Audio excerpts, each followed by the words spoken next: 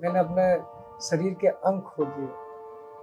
मतलब लग रहा था कि बचा ही क्या है, मतलब कैसे जिंदगी जिएंगे। अगर घर जाकर एक और बड़ा हादसा हो गया। बड़ा हादसा ये हुआ कि मेरे से एक मेरा बड़ा भाई था, 2 साल बड़ा, उसकी भी एक हादसे में मृत्यु हो गई। पापा मेरा छोटा सा सिलाई का दुकान है। अच्छा। तो पापा मेरे दर्जी हैं, फटा पुराना चलते हैं। पापा दुकान पे थे। ठीक है। मैंने उनको फोन किया, मैंने बोला पैर छू पापा। तो बोले खुश रहो। तो मैंने बोला कि बधाई हो, डीएम साहब के पिताजी हो गए हो। क्या बात है। मुझे अंदर से जो होता है ना, मैं खुश बहुत हूँ, लेकिन वो होता है ना फीलिंग कि यार हो गया, ये कैसे हो गया। एक सवाल जो है बहुत मजेदार रहा। क्या? कि एक जो पैनल मेंबर थे उन्होंने मुझसे बोला कि Suraj, you are special category student and what is your future plan for the welfare. हाँ। तो मुझे उस समझ नहीं आया कि मैं क्या बोलूँ। मैंने 2 सेकंड रुका, फिर मैंने बोला कि sorry sir, I am not a special category student, I am as normal as we are. Then जो चेयरपर्सन थी, she is doing like this, very nice, very nice, I am impressed. हाँ mummy, क्या कर रहे हो? तो वो बोले कि बाहर बैठे हैं, बताओ। तो मैंने बोला कि बाजार से मिठाई मंगाओ और पूरे मोहल्ला में पटवाए दो।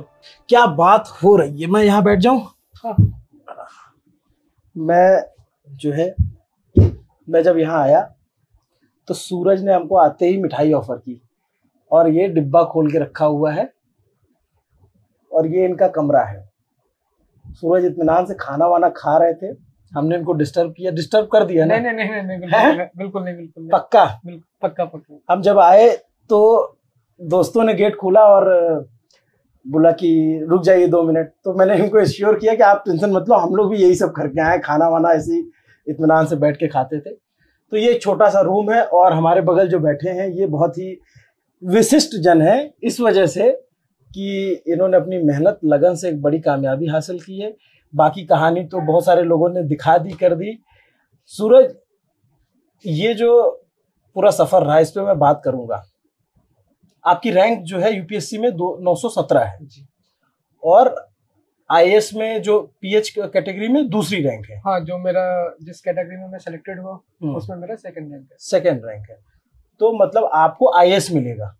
हाँ, मोस्ट प्रोबेबली आईएएस मिलेगा। इसी खुशी में मिठाई चल रही है। अरे सर बिल्कुल, आप भी खाइए सर। अरे मैं आपको खिला देता हूँ, आप खाओ। बहुत बहुत शुभकामनाएं आपको। और सर आप भी लीजिए। मैं खा लेता हूँ। रुकिए, मैं खिला देता हूँ। अरे परेशान। Thank you. ये मिठाई जो है ना, ये बाजार में 100-200 रुपए में नहीं खरीदी जा सकती। इसको अर्जित करने के लिए ये वाली मिठाई बहुत बड़ी मेहनत लगती है, बहुत तपस्या लगती है, तब जाके आती है। वैसे तो ऐसे तो सामान्य कोई भी खरीद सकता है, बिल्कुल है कि नहीं? तो हम सूरज के कमरे में बैठे हुए हैं और हम बातचीत को शुरू करते हैं। हम जेएनयू के एक हॉस्टल में हैं, वही जेएनयू जो एक लोगों की नज़र में बड़ा टैबू बनाया जाता है कि जेएनयू में ये है वो है, उसी वाले जेएनयू में हम बैठे हैं। और सूरज कमाल के जेएनयू के छात्र, जिन्होंने एक बहुत बड़ी उपलब्धि हासिल की है, तमाम विषमताओं को झेलते हुए, तमाम परिस्थितियों से टकराते हुए इस मुकाम पर पहुंचे हैं। और ये उनका कमरा है। इस कमरे में हम बैठे हैं और सूरज के पीछे आपको दिख रहे होंगे बहुत सारे नोट्स लगे हुए हैं। दीवारों पे भी इन्होंने लिख रखा है, और इन्होंने दीवार पे ही लिख रखा है आईएएस। ये कब लिख दिया था? ये तो बहुत पहले से लिखा हुआ है। कब लिख दिया था? मतलब डेट एग्जैक्टली ध्यान नहीं, लेकिन बहुत पहले का लिखा हुआ। मैंने शायद पहला फ्री दिया था, उससे पहले का लिखा हुआ। तो दीवार पे जो लिखा था सूरज ने उसको मुकम्मल कर दिया। और ये चिट्स क्यों, ये कैसी चिट्स बना के रखी है? मतलब नोट्स है ये, मतलब मेरे सोशियोलॉजी के कुछ है नोट्स जो कि मैंने इंटरव्यू से के लिए बनाए थे। स्पेशल पॉइंट्स होते हैं जो कि माइंड में रहे, क्योंकि बहुत सारी चीजें होती है हमारे माइंड से निकल जाते हैं। तो जो बुलेट पॉइंट्स होते हैं जो कि तो आप लिख लेते हैं? हाँ, मैं लिखता हूँ, लेकिन उस स्पीड से नहीं लिख पाता हूँ। मैं बहुत धीमे धीमे लिखता हूँ, क्योंकि पहले मैं सीधे हाथ से लिखता था, लेकिन एक्सीडेंट के बाद से मैंने कोशिश किया, तो अभी मैं धीमे धीमे अपने आप से लिखता हूँ, लेकिन बहुत धीमे लिख पाता हूँ। क्या एक्सीडेंट हुआ था आपका? मैं घर जा रहा था और भीड़ काफी ज्यादा होने की वजह से। कहाँ घर आपका? मैनपुरी? हाँ, मेरा डिस्ट्रिक्ट मैनपुरी, यूपी की मैनपुरी, ठीक है। कुरावली मैनपुरी। तो मैं घर जा रहा था और भीड़ काफी ज्यादा होने की वजह से मैं ट्रेन से नीचे गिर गया और जब आँख खोली तो मैंने अपने आप को एम्स में पाया। एम्स में मैं गया और एम्स में जब मेरी आंखें खुली तो एक डॉक्टर ने आके मुझसे बोला, एक डॉक्टर आया और मुझसे बोलता है कि आपका नाम क्या है? मेरा नाम सूरज है। मैंने कहाँ जा रहे थे, क्या क्या कर रहे थे? तो मैंने बोला कि सर मैं ऐसे से यहाँ पे काम करता हूँ और घर जा रहा था। तो आपको पता है क्या हुआ आपके साथ? नहीं पता, वो इतना इमेजिन ही नहीं कर पाते ना कि क्या हो सकता है। तो मैंने बोला सर मुझे नहीं पता क्या हुआ, आप बताइए। तो उन्होंने बोला कि आप जो है अपने दाहिने हाथ की 2 उंगली आपकी जा चुकी है। उन्होंने मेरा हाथ को यूँ उठाया और पूरा ड्रेसिंग खोला, पूरा हाथ मेरा लाल था। तो वो बोले कि मैंने देखा, मुझे काफ़ी बुरा लगा अंदर से। फिर काफी थोड़ी समय बाद एक और डॉक्टर आए, उन्होंने मेरे सीधे हाथ के बारे में मुझे बताया। फिर कुछ समय बाद में 2 डॉक्टर और आए, उन्होंने मेरे पैरों का ड्रेसिंग किया और फिर मुझे मेरे पैरों के बारे में बताया। बहुत दुख हुआ उस दिन कि मैंने अपने शरीर के अंग खो दिए। मतलब लग रहा था कि बचा ही क्या है, मतलब कैसे जिंदगी जिएंगे, अगर जिंदा भी रहे तो कोई मतलब नहीं है, कोई आसार नहीं है। माँ बाप के लिए बोझ बन जाएंगे, समाज के लिए बोझ बन जाएंगे, ये सारे ख्याल मन में चल रहे थे। फिर कुछ डॉक्टर्स आए, उन्होंने मुझे काफ़ी सारे वीडियोस वगैरह दिखाए, काफ़ी पॉजिटिव बातें की, मन को थोड़ा शांति हुई। फिर धीमे धीमे इलाज चलता रहा। इलाज चलते चलते मेरा जनवरी 2017 में मेरा एक्सीडेंट हुआ है और अप्रैल के महीने में एक भैया हैं, प्रकाश कुमार नाम है उनका, तो वो उनसे मेरी मुलाकात एम्स में हुई। तो अप्रैल के महीने में मेरी उनसे मुलाकात हुई और उन्होंने मुझे मिले और मैं तो स्माइल कर रहा था, बैठा हुआ था। तो बहुत प्यारी मुस्कान है आपकी। मैं ऐसे ही बैठा हुआ था, मैं अपने फादर के साथ एम्स में गया था मेडिसिन लेने के लिए, तो मैं बैठा हुआ था। तो एकदम वो आए मेरे पास, बोले क्या करते हो? तो मैंने बोला भैया मेरा अभी भी रिसेंटली एक्सीडेंट हुआ है 3 महीने पहले, और उससे पहले मैं जॉब में था और बस चल रहा था। अभी एक्सीडेंट हो गया है तो आगे का भी पता नहीं क्या होगा। उन्होंने बोला कि अभी आपका फ्यूचर बहुत ब्राइट है और पॉजिटिव बातें बताई। उन्होंने बोला कि ज़िंदगी से हार नहीं माननी है। फिर वो मुझे कैंपस लेके आए JNU, फर्स्ट टाइम उन्होंने ही मुझे JNU के बारे में बताया। कैंपस लेके आए, उन्होंने पूरा कैंपस मुझे घुमाया और घुमाने के बाद मैं यहाँ से JNU एंट्रेंस का एक बुक होता है वो खरीदा, अपने पैसों से मुझे खरीद के दिया और मुझे बोला कि पढ़ने की कोशिश करो और एक नई उम्मीद दिखी। मैंने भी भगवान का आशीर्वाद समझकर मैंने बोला कि ऊपर वाले ने अगर एक रास्ता दिखाया है तो पीछे नहीं हटना है, और मैंने किताब उठा ली और पढ़ाई मैंने करना शुरू कर दी। 17 और 19 मई को मेरा एग्ज़ाम था JNU का, एंट्रेंस का। मैंने एग्ज़ाम दिया, एग्ज़ाम दे के मैं चला गया घर जाकर एक और बड़ा हादसा हो गया। बड़ा हादसा ये हुआ कि मेरे से एक मेरा बड़ा भाई था, 2 साल बड़ा, उसकी भी एक हादसे में मृत्यु हो गई। तो मुझसे सिर्फ 2 साल बड़ा था। तो फिर फैमिली का जो पोजीशन है, I hope you can understand के वो पिता जिसके 2 जवान बेटे, एक तो बिल्कुल चला गया और एक है तो है और नहीं है, उसमें भी कोई अंतर नहीं है। तो इस तरीके की जो सिचुएशन थी वो मैंने अपनी आंखों से देखी है। फिर जून में JNU का रिजल्ट आता है और उसमें मेरा सिलेक्शन नहीं हुआ। उसमें मेरा सिलेक्शन नहीं हुआ। जून 2018? जून 2017 की बात। अच्छा 17, सॉरी। हाँ, ये उसी साल 2017 मेरे जीवन का एक ऐसा साल रहा है कि जिसने मुझसे बहुत कुछ छीना है। लेकिन आप मतलब मैं आपकी हिम्मत तो 2023 एक ऐसा साल रहा है कि इसमें बस जो गया है उससे मैं कंपैरिजन नहीं कर सकता कि मैंने क्या खो दिया है, ये मैं नहीं बता सकता क्योंकि मैं ही जानता हूँ, और मैंने क्या पाया है ये बात मैं जानता हूँ कि मैंने क्या पा लिया। लेकिन आप सबसे बड़ी चीज जानते हैं, आपकी जिंदा दिली जो है ना, ये जो आपके चेहरे की मुस्कान है सूरज, ये आप इतने बड़े दर्द को, इतने बड़े दंश को मुस्कुरा के बता जा रहे हैं, ये बहुत बड़ी चीज है। ये मतलब सामान्य बात नहीं है कि अगर किसी के साथ ऐसा होता है, उसके बावजूद आपकी मुस्कान इतनी प्यारी है कि ईश्वर आपके साथ था। फिर जून में रिजल्ट आया तो पता लगा मेरा नहीं हुआ। अगस्त में ये जेएनयू के इतिहास में शायद पहली बार ही हुआ था कि एक वर्ष में 2 बार जेएनयू का एंट्रेंस हुआ। अच्छा। हाँ, तो उस वर्ष अगस्त में पता लगा कि जेएनयू का एंट्रेंस दोबारा होने वाला है दिसंबर के महीने में। तो मुझे जैसे पता लगा तो प्रकाश भैया ने मुझे बताया कि दिसंबर में एंट्रेंस है, वो 3 महीने तुम्हारे पास, या तो जिंदगी बना लो या फिर जो देख रहे हो तो है। अब और 3 महीने मैं जानता हूँ कि मैंने एक एक दिन, एक एक घंटा क्या पढ़ा क्या नहीं पढ़ा, मैं जानता हूँ, खुदा जानता है। 3 महीने बाद मैंने एग्जाम दिया, जनवरी में रिजल्ट आया और जेएनयू में रशियन लैंग्वेज में मेरा सिलेक्शन हुआ। मास्टर्स के लिए? बैचलर्स के लिए। बैचलर्स के लिए, अच्छा। या वो दिन मेरी जिंदगी का भी एक बहुत अहम दिन था। उस दिन मेरी आंख में आंसू तो थे, लेकिन बहुत खुशी के आंसू थे उस दिन मेरे, क्योंकि मुझे लगा कि मेरी जिंदगी का एक रास्ता खुला। अब इस रास्ते से तो मैं हजारों रास्ते खोल सकता हूँ। तो फिर जनवरी में रिजल्ट आया, सब लोग काफी खुश हुए, जैसे कि अभी खुश है। तो उस टाइम पे इतने लोग खुश नहीं थे, लेकिन गांव वाले मेरे काफी खुश थे कि मेरा यहाँ सिलेक्शन हुआ है। फिर मैं जुलाई में कैंपस में आया, मेरा रशियन लैंग्वेज में बैचलर्स में मैंने यहाँ पे एडमिशन लिया। 23 जुलाई 2018 में मैं कैंपस आ गया। यहाँ पे मैंने रशियन भाषा पढ़ना शुरू किया। मेरे लिए एक चैलेंजिंग था, क्योंकि मेरे लिए सर्वाइवल बहुत ज़रूरी था उस समय पर, क्योंकि फैमिली पर जो कंडीशन है वो आप समझ रहे हैं कि क्या ही अलग चल रहा है। मेरी लाइफ की अलग प्रॉब्लम्स चल रही हैं। मैं अपनी बात हर किसी से कह भी नहीं सकता हूँ, किसी से शेयर भी कर रहा हूँ तो people take differently in different ways. So मुझे मतलब ऐसे बताना भी, मैंने कभी बताया वो मुझे जरूरी नहीं लगा। कि कैंपस आया, नई भाषा पढ़ी, नई भाषा पढ़ते पढ़ते एक सेमेस्टर मेरा बीता। अगले सेमेस्टर में मैंने लाइब्रेरी जाना शुरू किया।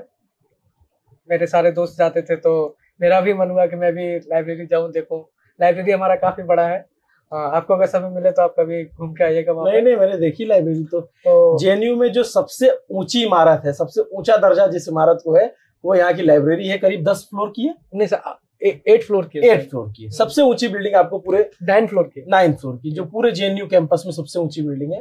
तो अंदर तो नहीं जाने को मिला कभी, बाहर से मतलब ग्राउंड फ्लोर देखा है। अंदर भी काफी बड़ी है, और मुझे लगता है कि शायद ही है कि कोई किताब दुनिया भर की कोई ऐसी किताब हो जो वहां ना हो। अच्छा। हाँ, वहाँ पे मतलब काफी अच्छा है। तो मैंने सेकंड सेमेस्टर से लाइब्रेरी जाना शुरू किया। तो मैं तो रशियन पढ़ने के लिए जा रहा था, क्योंकि मुझे रशियन में अच्छा करना था। फिर वहां पर कुछ सीनियर्स मिले मुझे जो कि यूपीएससी का प्रिपरेशन कर रहे थे। अच्छा।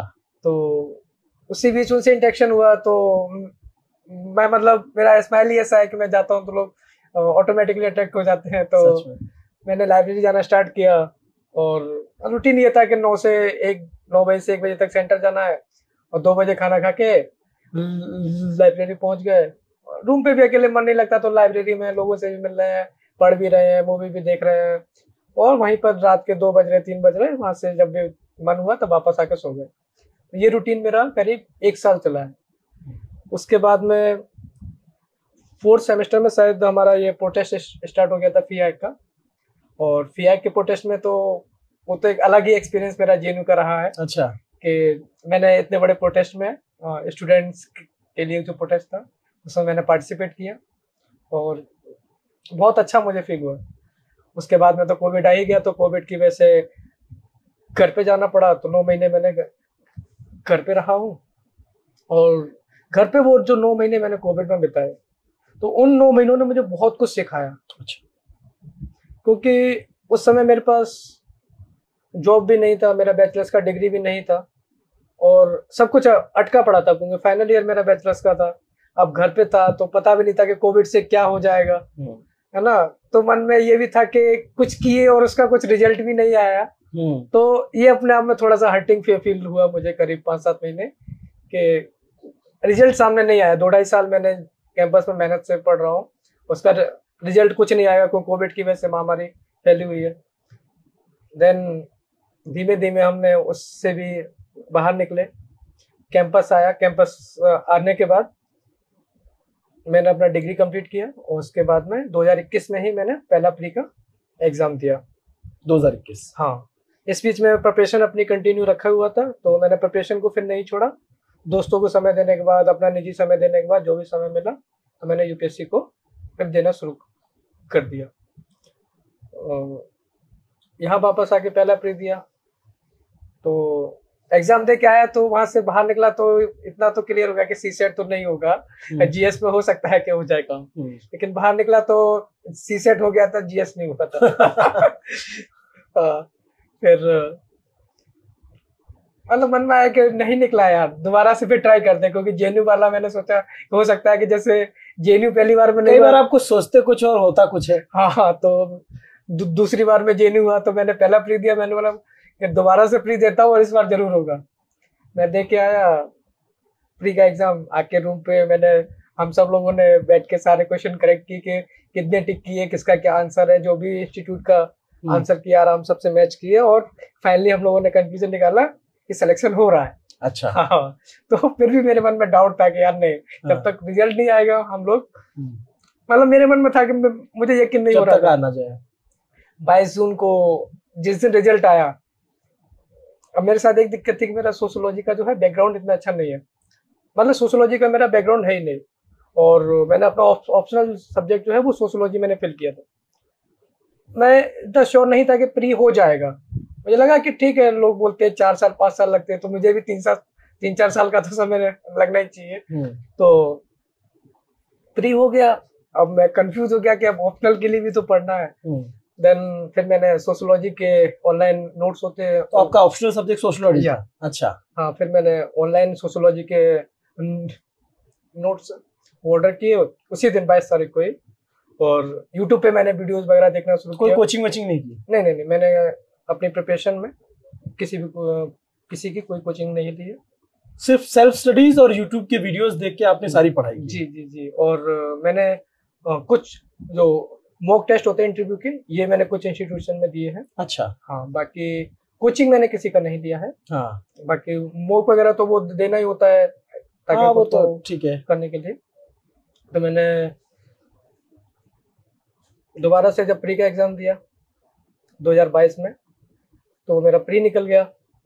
22 तारीख को रिजल्ट आ गया, और रिजल्ट आने के बाद में मैंने सोशियोलॉजी के नोट्स मंगाए, और फिर मैंने 2 महीने, आपको बताऊं, मैंने सिर्फ सोशियोलॉजी पढ़ी है। उससे पहले नहीं पढ़ी कभी? उससे पहले मैंने सिर्फ सोशियोलॉजी का, मैं आपको बताऊं, मेरा एक फ्रेंड है, वो सोशियोलॉजी में बहुत 2 साल से वो प्रिपरेशन कर रहा हो बैचलर के साथ ही, कि उसको जेएनयू से एमए सोशियोलॉजी से करना है। तो वो मुझे सोशियोलॉजी में वो बताता रहता है टर्म के ये वो। एक दिन वो मुझसे बोला कि who is the father of sociology, मुझे पता ही नहीं। मैंने बोला कि कार्ल मार्क्स होता है ऐसा। तो वहां से लगा, बोला तुम साला अपना तुम जो है अपना सोशियोलॉजी ऑप्शनल रखे हो और तुमको ये नहीं पता who is the father of sociology. फिर ऐसे ही हम लोग का मजाक होता है। फिर मैंने 2 महीने सोशियोलॉजी पढ़ा। मैंने सितंबर के महीने में अपना एग्जाम दिया, मेंस का एग्जाम लिखा। मेंस का एग्जाम लिख के एग्जाम तो अच्छा जाता था। जिस समय एग्जाम हॉल में जाता था, वहाँ का भी एक माहौल, सच में एक अमेजिंग माहौल रहता है। आपको 3 घंटे से लिखना होता है, और बस आपको पता नहीं आप क्या लिखेंगे। जब सब क्वेश्चन पेपर आने से पहले जो 5 मिनट का जो टाइम होता है, वो मोमेंट भी अपने आप में बहुत इंटरेस्टिंग होता है। मैंने मेंस की परीक्षा लिखी। मेंस का रिजल्ट आया दिसंबर के महीने में, तो 6 दिसंबर को आई थिंक रिजल्ट आ गया था इसका, मेंस का। फिर इंटरव्यू का तैयारी में जुट गए। इसी बीच मेरा जो रशियन का जीआरएफ जो जूनियर रिसर्च फेलोशिप एग्जाम होता है, तो उसके लिए वो एग्जाम भी आ गया। तो मैंने उसका भी साथ साथ देखना शुरू कर दिया।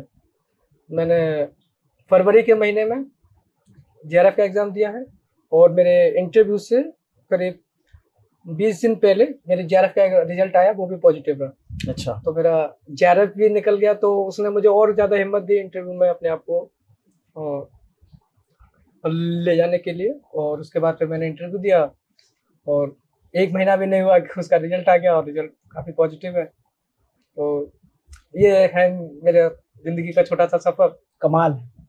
हाँ शायद। और वक्त वक्त की बात है, एक हाँ, वक्त जो है बिल्कुल, बहुत बुरा हुआ।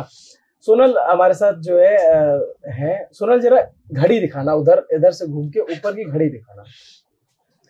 सूरज के कमरे में जो घड़ी लगी हुई है वो फिलहाल बंद है और न जाने कितने दिनों से बंद है। 3 साल से। 3 साल से बंद पड़ी है, लेकिन सूरज तिवारी का वक्त इसी कमरे में इसी घड़ी के सामने शुरू हो चुका है।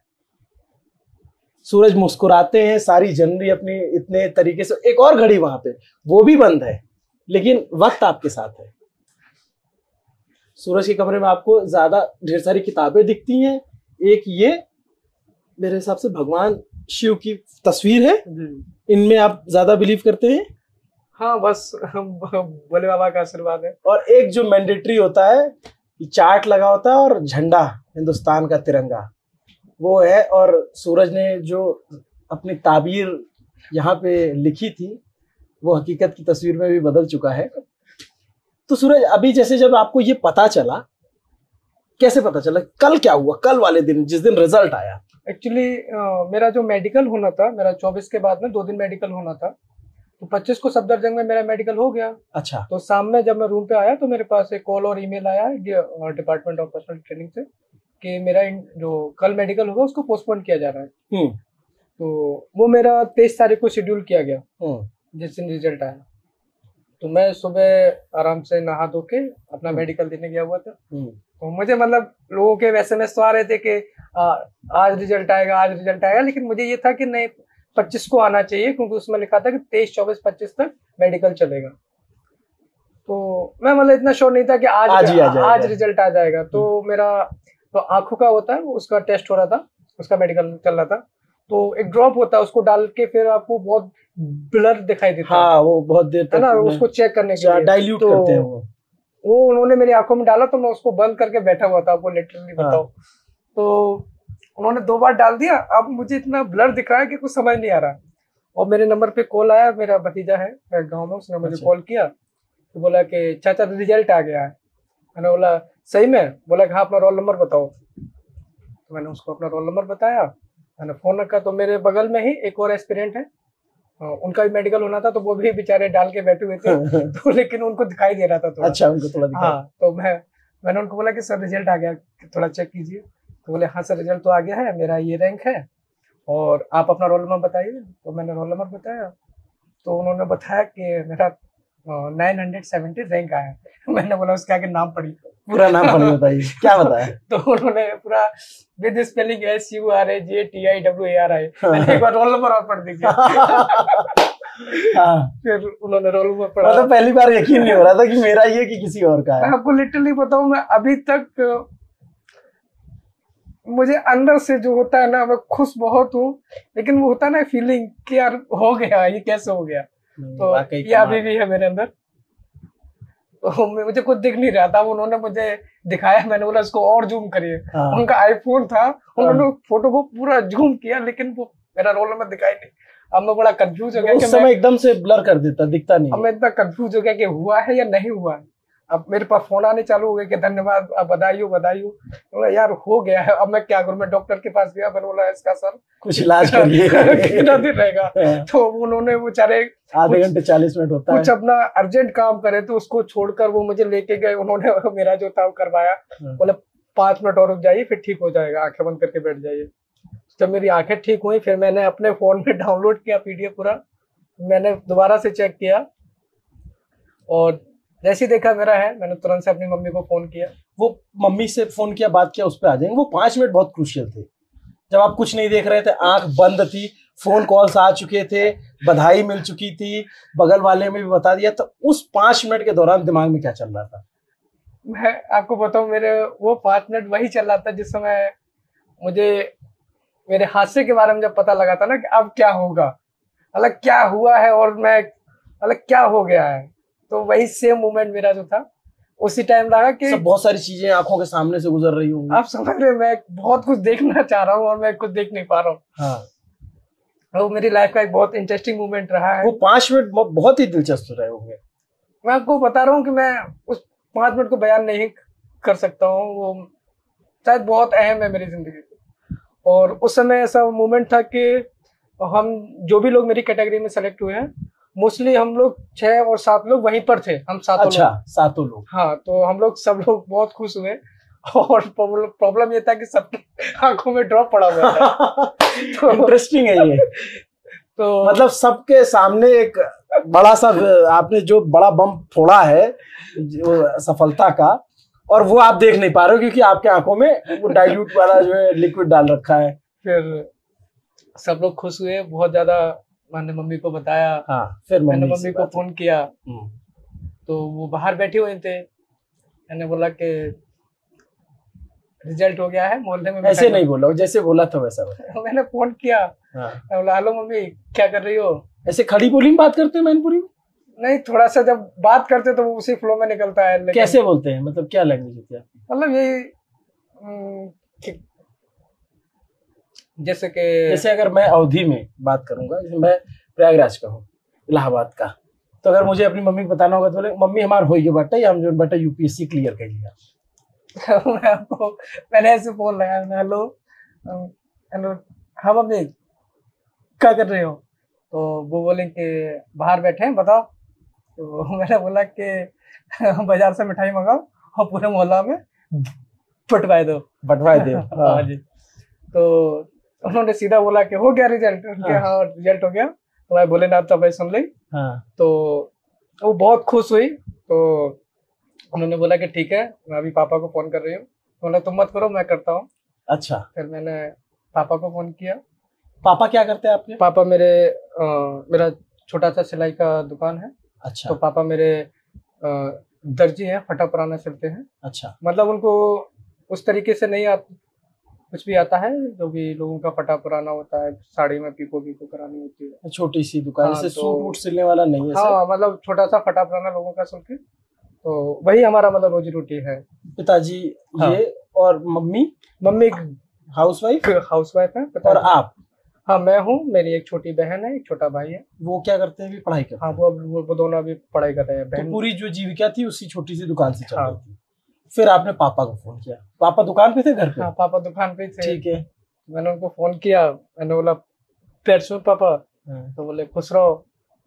तो मैंने बोला कि बधाई हो, डीएम साहब के पिताजी हो गए हो।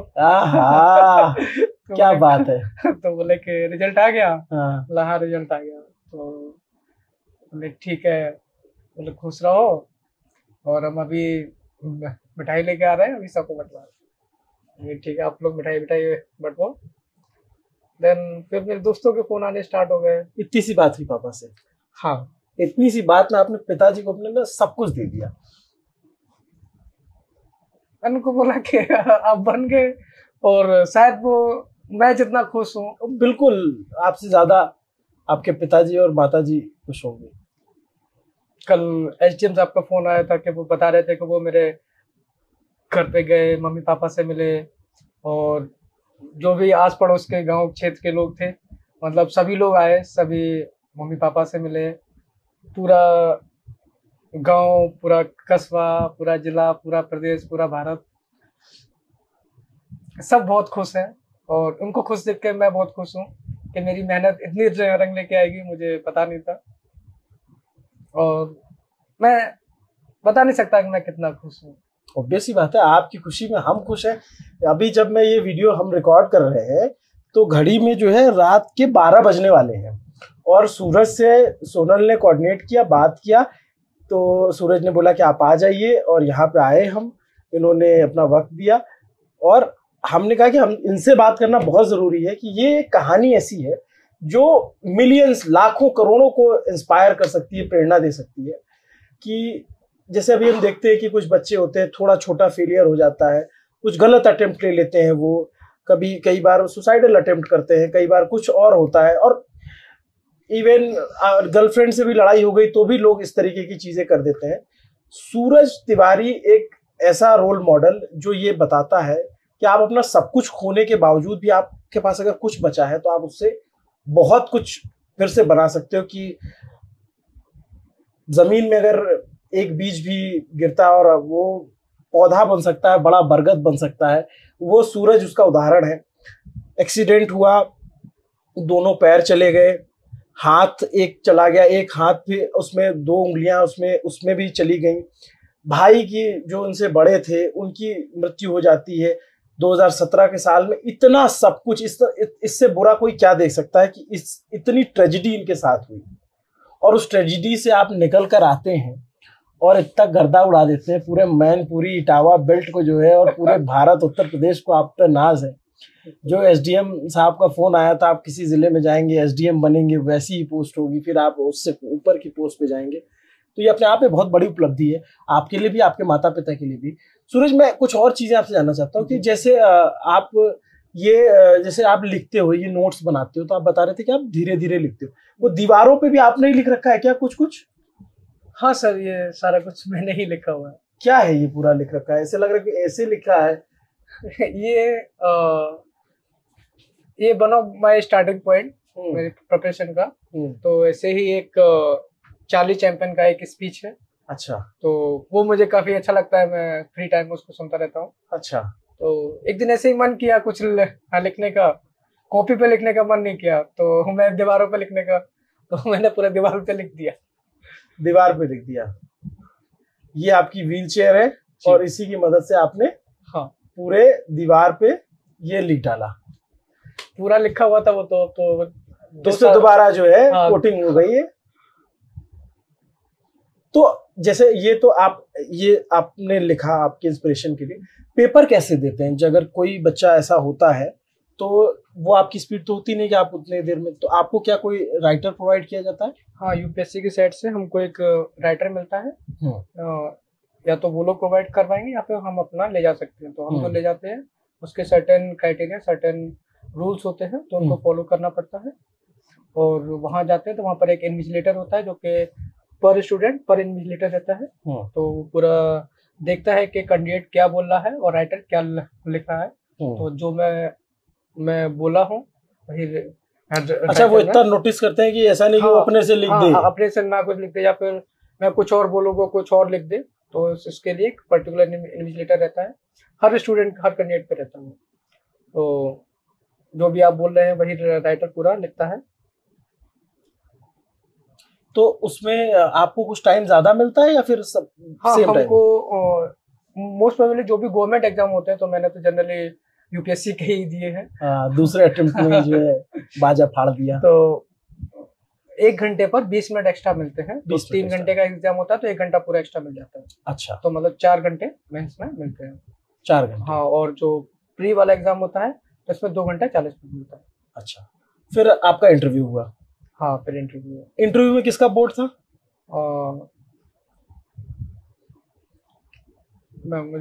अच्छा, कोई बात नहीं, जरूरी नहीं सब होना।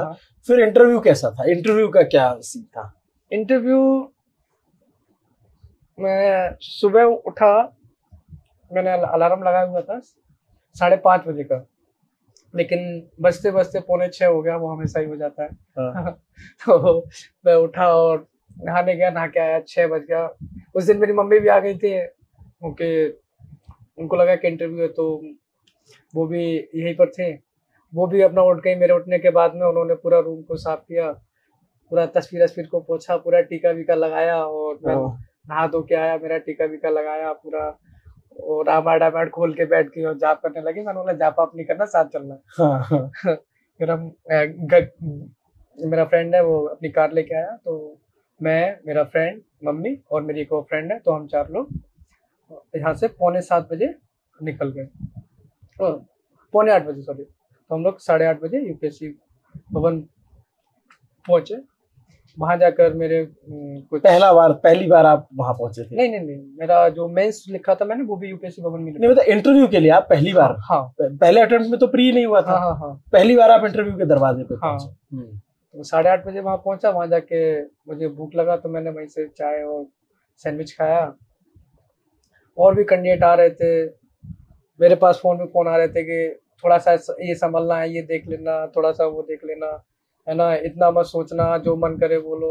पीपल गिव्स एडवाइस, And उस टाइम पे मेरा जो माइंड था बिल्कुल स्टेबल था।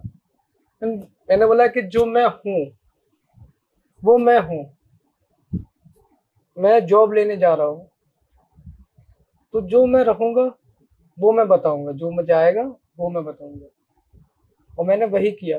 मैं करीब 11:30 बजे मेरा इंटरव्यू शुरू हुआ और मैं कमरे में घुसा और तो देखा 5 मेंबर बैठे हुए हैं। तो घुसने के बाद में मैं अपनी इसी व्हीलचेयर से गया हुआ था। मैं घुसा, मेरे मुंह पे मास्क लगा हुआ था, तो मैंने पूछा कि ma'am can I remove my mask? तो then she says if you have any Covid symptom? No ma'am I don't have any symptom. बोले then okay you can remove your mask. Then उन्होंने बोला कि Suraj, this is a friendly conversation with you, you can feel free to talk and if you don't understand anything you can tell me sure. Then फिर वहाँ से मैंने, उन्होंने बोला कि ऊपर उठा, मैंने एक स्माइल किया और सबको गुड मॉर्निंग के साथ मैंने विश किया, गुड मॉर्निंग है, गुड मॉर्निंग से। देन उनको ये चीज़ शायद मेरा बहुत अच्छा लगा होगा। आधे नंबर तो आपकी स्माइल से बढ़ गए। फिर उन्होंने मेरे डिस्ट्रिक्ट से रिलेटेड क्वेश्चन पूछे। देन फिर रशियन लैंग्वेज में कैसे चूज़ किया, क्योंकि मोस्टली सबका ग्रेजुएशन अलग अलग होता है, मेरा रशियन से था, तो उन्होंने रशियन कैसे लिया, फिर रशिया यूक्रेन वॉर में क्या हो रहा है, क्या क्या पॉसिबिलिटीज़ है, बाहर कितना आगे जा सकता है, हम वॉर के लिए क्या क्या कर रहे हैं। देन यूपी से रिलेटेड क्वेश्चन, मुलायम सिंह यादव का भी जिक्र आया बीच में, काशी का जिक्र आया, G20 का, SCO का, इन सभी चीज़ों का जिक्र आया। फिर JNU पर आ गए, तो JNU पर आने के बाद में पहले तो मैं JNU कैसे आया, फिर JNU में मैंने क्या क्या मेरा एक्सपीरियंस रहा है, कंट्रोवर्सीज की होती वो सवाल तो मुझे पता था कि JNU को लेकर के जो है कंट्रोवर्सी का जिक्र जरूर आ जाता है। बोर्ड काफी पॉजिटिव रहा, बहुत पॉजिटिव रहा। उन्होंने कोई भी सवाल ऐसा नहीं पूछा जिससे कि मुझे ये लगे कि नहीं यार अब दिक्कत हो जाएगी। उन्होंने सारे जो सवाल थे मोस्ट प्रोबेबली बहुत आसान ही पूछे, और एक सवाल जो है वो बहुत मजेदार रहा। क्या कि एक जो पैनल मेंबर थे उन्होंने मुझसे बोला कि Suraj, you are special category student and what is your future plan for the welfare. हाँ, तो मुझे समझ नहीं आया कि मैं क्या बोलूं। मैंने 2 सेकंड रुका, फिर मैंने बोला कि sorry sir, I am not a special category student, I am as normal as we are. Then chairperson थी, she is doing like this, very nice, very nice, I am impressed. Then the person, तो उन्होंने वो अब apologise किया उसके लिए कि sorry if I hurt your feelings। No sir, शानदार जवाब एकदम। मैंने बोला सर इट्स ओके सर। फिर मैंने जो उनका सवाल था, बोला sir I have a plan not only for a special category student, I have a universal plan as like universal infrastructure, the infrastructure that accessible for all, not only for a special category student. The infrastructure that can accessible by senior citizen, accessible by a person with disability, accessible by a pregnant woman, everyone can accessible. So this type of question and this type of answer I get. कमाल। Then मेरा interview खत्म हुआ। Then मैंने सबको thank you बोला, और मैंने सारे पैनल मेंबर्स को बोला कि thank you so much ma'am, I hope this interview will help me to make my future bright. Thank you so much। इतना बोल के फिर मैं बाहर आ गया। बाहर आके 2 मिनट तक तो मुझे यकीन ही नहीं हुआ कि मैं देख के आ गया। मैं आया, अपना फाइल लिया, फाइल लेकर आ रहा तो एक आदमी मुझे रास्ते में मिला जो कैंडिडेट था, बोला कि हो गया? बोला हो गया। बोला कैसा हुआ? मतलब भाई ये नहीं पता कैसा हुआ, बस हो गया, बहुत मजा आ रहा है। देख के बाहर निकला, उस टाइम पे मेरे अंदर से एक अलग ही फीलिंग थी, डर सारा खत्म हो गया था, झिझक सारी कुछ नहीं, बस वहां से निकला ना तो बस ये लग रहा था कि यार कुछ तो हुआ है, कुछ तो हुआ है। मैं पूरा निकला, बाहर आया, मेरे दोस्त और फैमिली पूरा वेट कर रहे थे बाहर, मम्मी और मेरे दोस्त। तो हम लोग बाहर आए, कार में बैठे, कैंपस आए, कैंपस में आके वहां से फील आने लगा कि कुछ ना कुछ तो हो जाएगा। उम्मीद सी जग रही थी कि हाँ मेंस दिया है, इंटरव्यू दे के आया हूँ, तो हो सकता है कहीं ना कहीं लिस्ट में नाम तो होना चाहिए। इतना तो मैं श्योर था कि लिस्ट में तो नाम कहीं ना कहीं अटकना चाहिए। अटकेगा। तो वही जब रिजल्ट आया तो आपके सामने भोले बाबा का आशीर्वाद, हम आपके सामने, आप हमारे सामने। बिल्कुल बिल्कुल।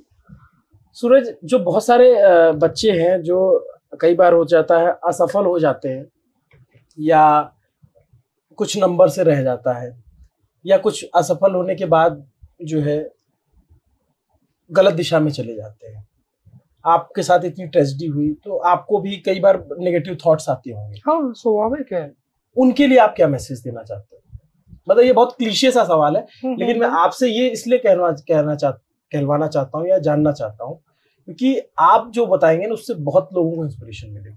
देखिए क्या है ना कि सक्सेस और फेलियर हमने नहीं बनाया है।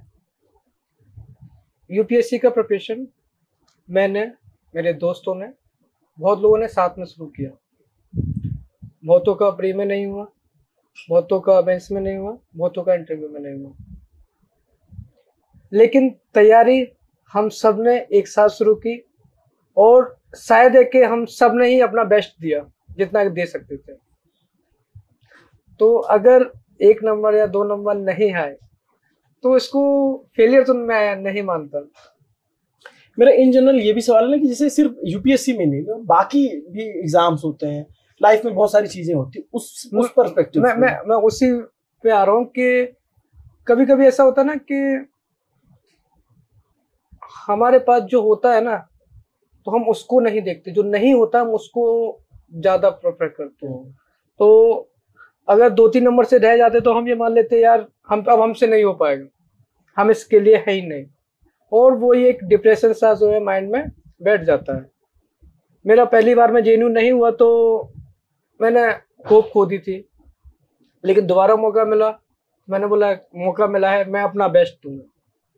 मैंने अपना बेस्ट दिया, मैंने पहला प्री दिया, अपना बेस्ट दिया, नहीं हुआ, आई ट्राई अगेन, एंड उसका रिजल्ट आपके सामने है। तो मैं तो यही बोलूंगा कि अगर